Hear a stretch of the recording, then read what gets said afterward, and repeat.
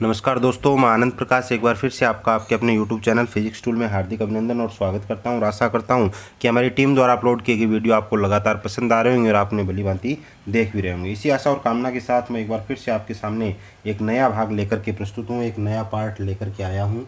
और आज अपने जो नरजनन तंत्र पढ़ रहे थे उसमें अध्ययन करेंगे, नरजनन तंत्र के ही भाग का वो जो है पार्ट उसका अध्ययन करेंगे। इसमें सी नंबर जो पार्ट है शुक्रास्य, उसका अध्ययन करते हैं। सी नंबर भाग क्या है? शुक्रास्य। तो शुक्रास्य देखो क्या चीज़ है, ये सी नंबर पार्ट हो गया, तीसरा भाग शुक्रास्य। तो देखो, शुक्रवाहिनी आगे थैलेनुमा संरचना बनाती है। तो शुक्रवाहिनी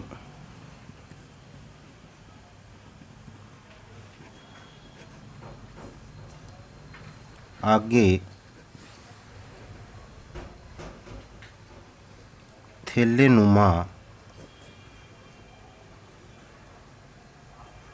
संरचना बनाती है,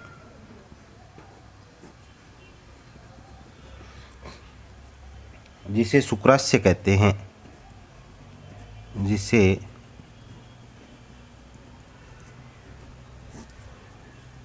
शुक्रास्य कहते हैं। शुक्रास्य शुक्राणुओं का संग्रहण करता है,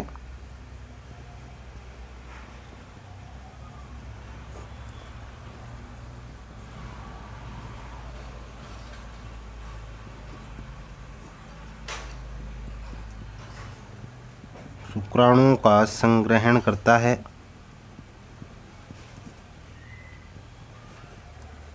शुक्राणुओं का संग्रहण करता है तथा तरल पदार्थ का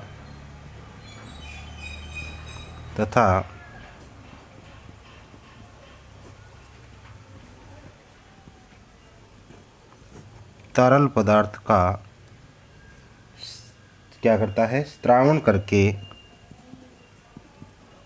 यानी त्याग करके, स्त्रावण करके वीर्य का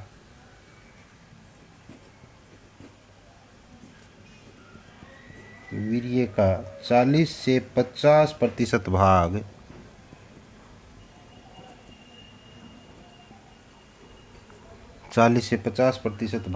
बनाता है।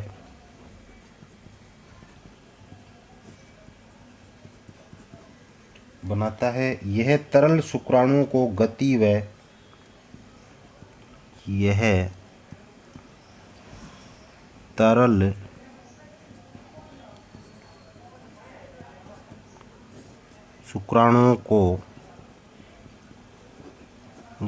व ऊर्जा प्रदान करता है।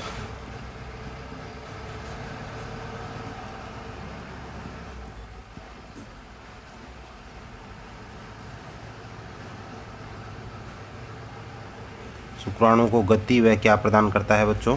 ऊर्जा। ठीक है ना, गति व ऊर्जा प्रदान करता है।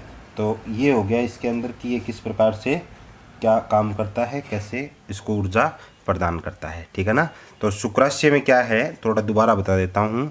शुक्रास्य में देखो कि शुक्रवाहिनी आगे थैलेनुमा संरचना बनाती है। शुक्रवाहिनी आगे जो है वो एक थैलेनुमा संरचना बनाती है, जिसे शुक्रास्य कहते हैं। जिसे क्या कहते हैं? शुक्रास्य कहते हैं। शुक्रास्य शुक्राणुओं का संग्रहण करता है तथा तरल पदार्थ का स्त्रावण करके वीर्य का 40 से 50% भाग बनाता है। ये तरल शुक्राणुओं को गति और ऊर्जा प्रदान करता है। यही तरल शुक्राणुओं को एक प्रकार से गति और ऊर्जा प्रदान करता है, उसे गति देता है और ऊर्जा भी साथ साथ में देता है। ठीक है ना। अब आगे देखो, इसका अगला भाग पढ़ते हैं, प्रोस्टेट ग्रंथि। ठीक है, अगला भाग देखो इसका। तो अगला पार्ट देखो इसका, जो अगला भाग है डी नंबर, प्रोस्टेट ग्रंथि। प्रोस्टेट ग्रंथि, ये है इसका अगला भाग।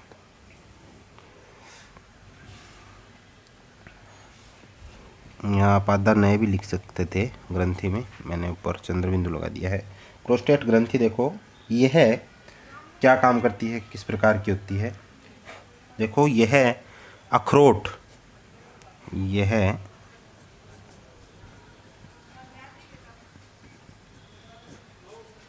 अखरोट, ठीक है, यानी सिंघाड़े, सिंघाड़ा बोलते हैं ना, वो भी कह सकते हैं,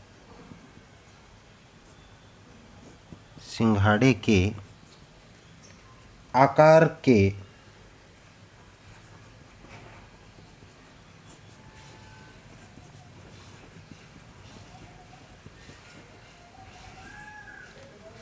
मूत्राशय के नीचे पाई जाने वाली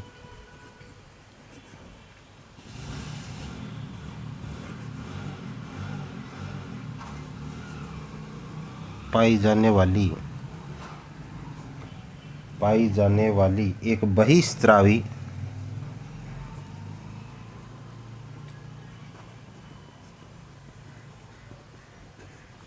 बहिस्त्रावी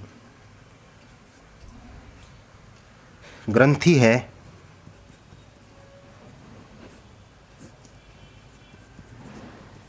जो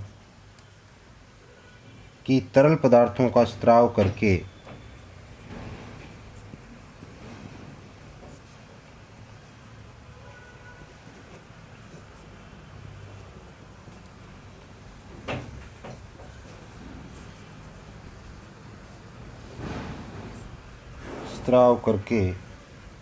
वीर्य के 25 से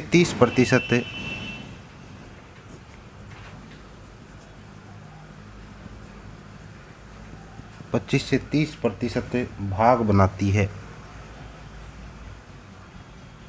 वीर्य का।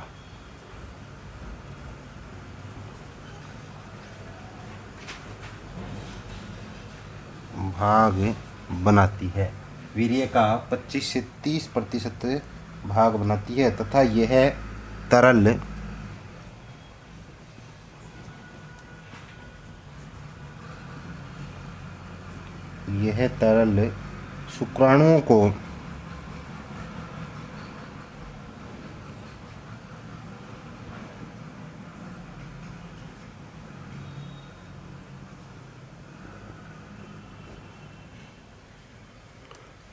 शुक्राणुओं को गति प्रदान करता है,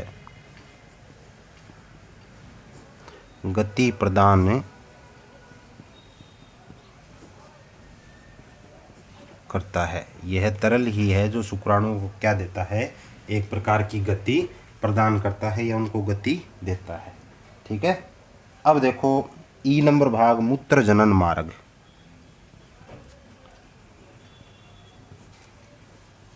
मूत्र जनन मार्ग ई नंबर पार्ट है इसका, मूत्र जनन मार्ग। इसमें देखो क्या है, मूत्र नलिका व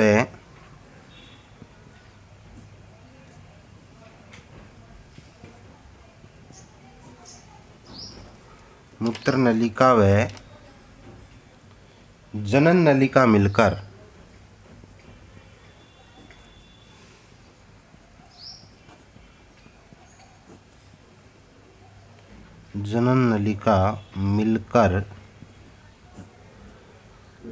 स्खलन वाहिनी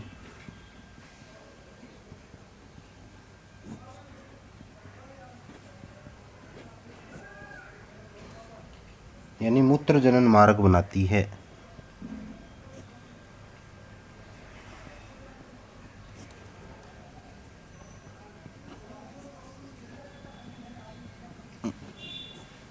मूत्र जनन मार्ग बनाती है जो शरीर से बाहर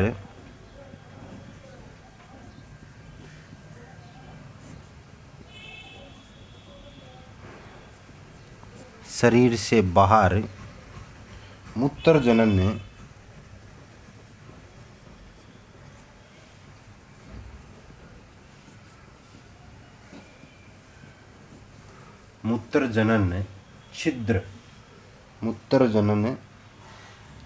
छिद्र द्वारा खुलती है।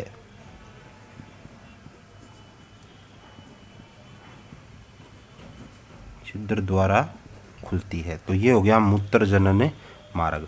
मूत्र जनन मार्ग में ये चीज़ होगी, ठीक है ना, इस छिद्र के द्वारा ये खुलती है। अब देखो इसका डी पार्ट, ठीक है, डी पार्ट देखो इसका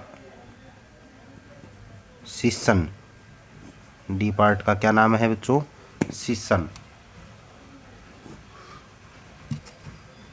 ठीक है, मतलब मेन भाग आ गए, शुक्राशय आ गया, प्रोस्टेट ग्रंथि आ गई, शुक्रवाहिनी आ गया और सीसन आ गया। ठीक है, मूत्र मार्ग तो इसमें आ गया, मूत्र जनन मार्ग वाला। और वृषण कोशकार इसका अध्ययन अपने कर लिया है, 4-5 पार्ट है इसके मुख्य जो चित्र में डायग्राम में पढ़े थे।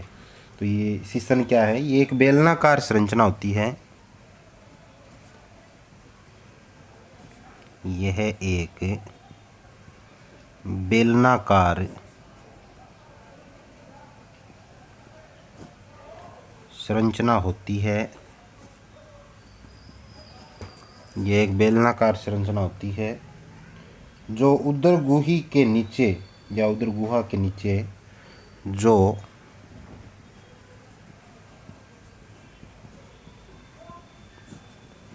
उदर गुहा के नीचे दोनों वृषणों के बीच में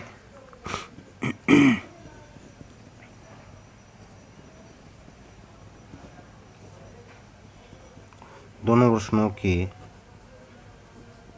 बीच में लटका रहता है।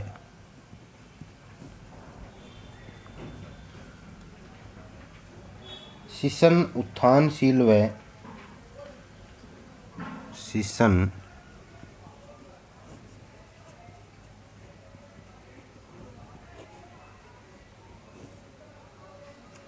उत्थानशील व अत्यधिक संवेदनशील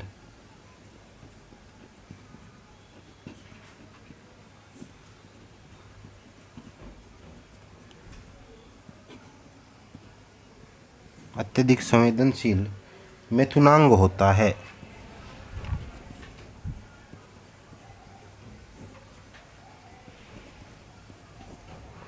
मैथुनांग होता है। अब देखो इसकी कुछ विशेषताएं हैं कि यह शिथिलावस्था में छोटा होता है। यह शिथिलावस्था में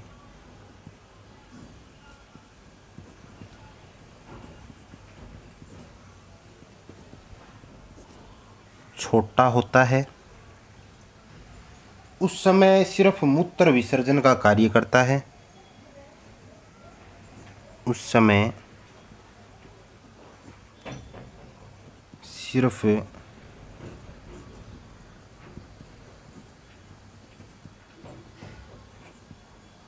मूत्र विसर्जन का कार्य करता है। अगला पॉइंट क्या है?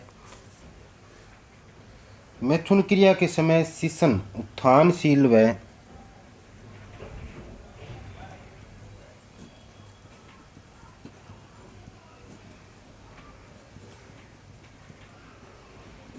मैथुन क्रिया के समय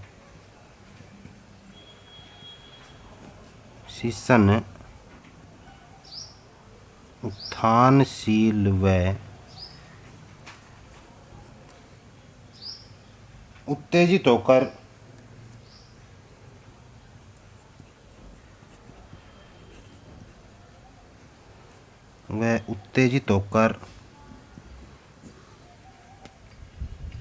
वीर्य को मादा जननांग में पहुंचाता है। वीर्य को मादा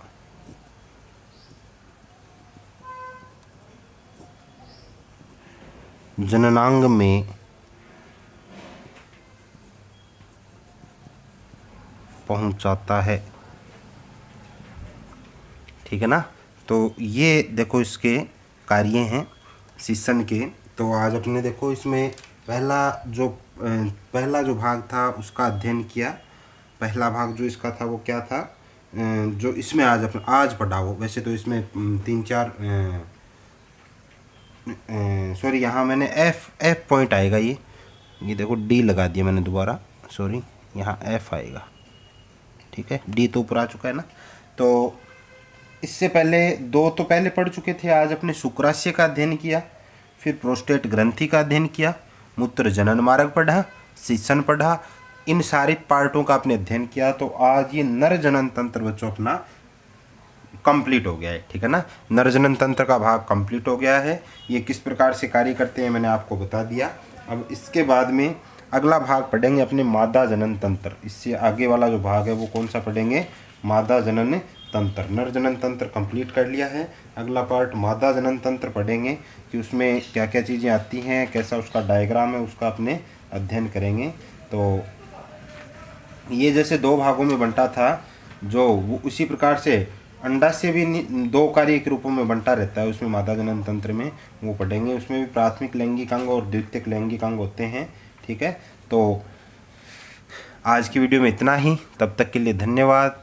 घर पे रहिए, सुरक्षित रहिए और अच्छे ढंग से तैयारी कीजिए। ज़्यादा से ज़्यादा अपने यूट्यूब चैनल को शेयर कीजिए। वीडियो पसंद आता है तो उसे लाइक ज़रूर कीजिए और आगे भी इस चीज़ को सब्सक्राइब करवाइए ताकि हमारे काम करने का उत्साह लगातार इसी प्रकार से बना रहे। जय हिंद, जय भारत।